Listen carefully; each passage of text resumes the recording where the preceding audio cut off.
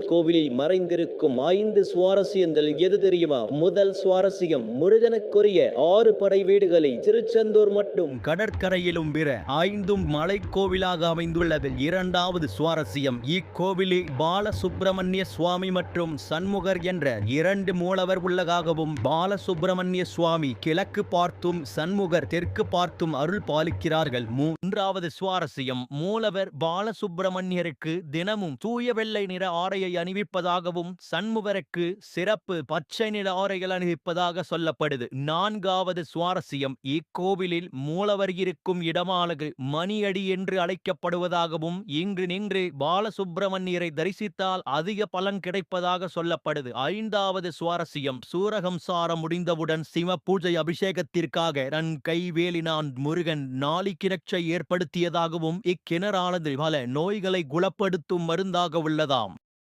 ஒரு தலம் என்று நாம் போய் வழிபாடு செய்கிற போது, அந்த தலத்திலே எவ்வாறு வழிபாடு செய்ய வேண்டும் அப்படின்னு நம்முடைய முன்னோர்கள் நமக்கு சொன்னாங்களோ, அந்த முறையில வழிபாடு செய்வது அப்படிங்கிறது மிக உயர்ந்த.